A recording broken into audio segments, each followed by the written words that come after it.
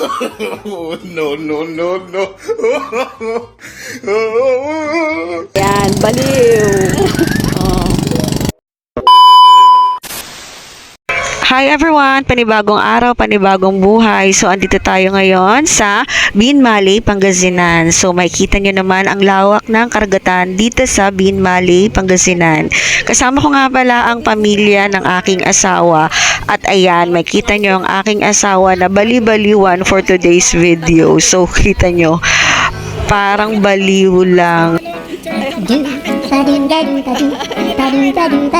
At bumaba pa nga sa tubigan. Gusto pa atang malaglag at mabasa. Talagang bali-baliwan talaga for today's video tong asawa ko.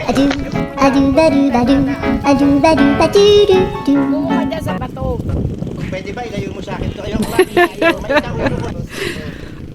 So itong asawa ko talaga, ito talaga yung nagpapatawa sa amin. No, no, no, no.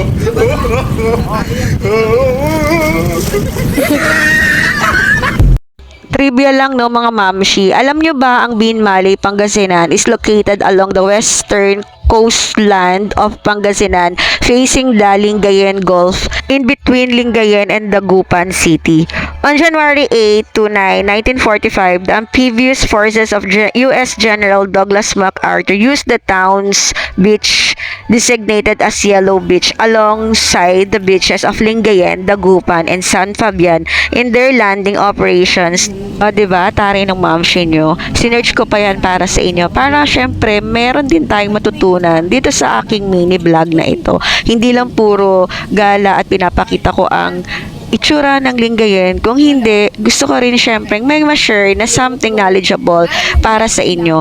Makikita nyo din dito sa Lingayen, Pangasinan ang isang mini stall ng mga ukay-ukay ng shoes at syempre ng mga shirts at branded shirts and shoes. So ayan, napadpad nga kami dyan at tinignan nga ng aking asawa. Nakakita nga sila ng mga branded at nice na shoes talaga. As in original talagang shoes. Worth 1,500 yung iba 700. Pero worth the price naman kasi original naman yung iba. Dahil wala kaming pera, tinignan lang namin at wala kaming binili. Patuloy nga kaming nag-ikot dito sa Binmaley, Pangasinan at inikot nga namin yung area ng Black Sand Beach dito sa Binmaley. Actually, pag nandito ka, ma-relax ka talaga, kapakalawak at nakakatuwang pagmasdan ng beach. Ang init nga lang, kaya ayan, nandito kami sa sasakyan, hindi kami bumaba. Actually, bumaba kami, syempre, ayan, pauwi na kasi kami.